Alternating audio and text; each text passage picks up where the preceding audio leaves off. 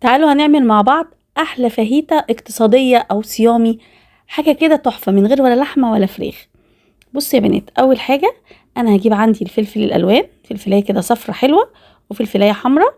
هبتدي اقطعهم بالشكل ده شرايح، ما تكونش كبيره قوي يا بنات، التقطيع براحتكم، بس يعني يفضل ان هي تكون شرايح بس ما تكونش كبيره قوي،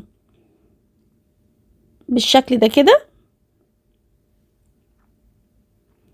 وعندي برضو فلفلايه كده رومي وفلفلايه سبايسي، طبعا براحتك، لو مش عايزه مش حابه السبايسي براحتك، بس بيديها طعم تحفه، بيغير الطعم. وطماطمايه اقطعها بالشكل ده،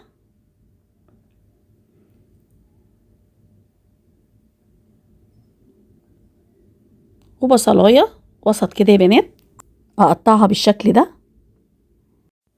ولو مش موجود فلفل الوان ومش حابين او مش حابين تحطوه، تقدروا تستغنوا عنه وتستكفوا بس بالفلفل الاخضر. بصوا يا بنات، هنا انا جبت فصين توم، اقطعهم بالشكل ده كده قطع رفيعه، او لو عندك توم مفروم تمام. وبس كده، انا كده خلصت الخضار بتاعي. نقطع ايه بقى؟ الكينج بتاعنا، المشروم. بصوا بقى، اليومين دول كتير جدا في السوق والسوبر ماركت، هو هتلاقوه كتير قوي. هاتوه. انا جبت طبق واحد، الطبق 200 جرام، طبعا الكمية زي ما تحبوا. هنا بتاخدي الطبقة الرقيقة قوي اللي من فوق، عشان لو غسلتيه ده عامل زي السفنج، هيشرب مية منك، فهو بنستكفى بس بمسحه بالمنديل او تقشيره. هخلص بقى الكمية كلها وارجع لكم تاني.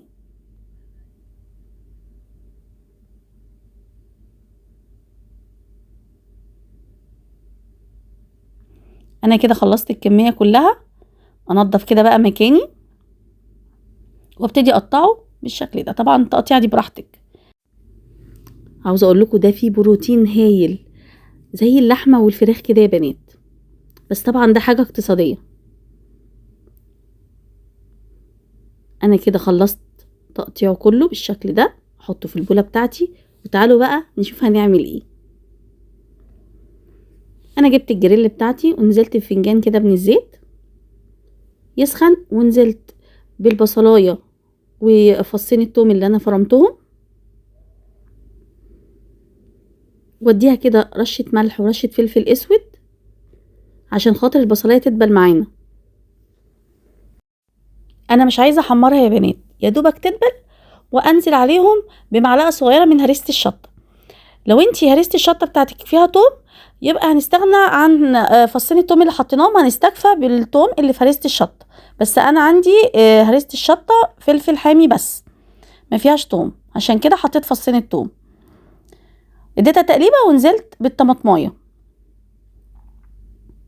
اول ما تدبل الطماطمايه كده شويه، اروح نازله بالمشروم بتاعنا. انا مرضتش احط هنا الفلفل الاول عشان انا عايزه الفلفل يبقى فيه قرشه شويه، فنزلت الاول حاجه بالمشروم. المشروم ما بياخدش وقت خالص يا بنات.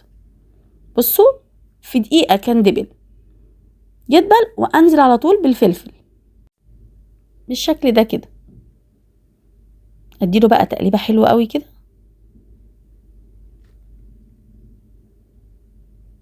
وانزل بقى بنص معلقه صغيره من الملح ونص معلقه صغيره من الفلفل الاسود والكمون والبابريكا، ورشه صغيره جدا من بهارات اللحمه. وهنا كان عندي نص باكو كده من مرقه الخضروات حطيتها، لو مش حابه براحتك. ومعلقه صغيره من دبس الرمان. عاوزه اقول لكم بقى، دبس الرمان هنا هيوديها في حته تانية خالص. اديها بقى تقليبه ودقيقه بس يا بنات، وتبقى كده خلاص تمام.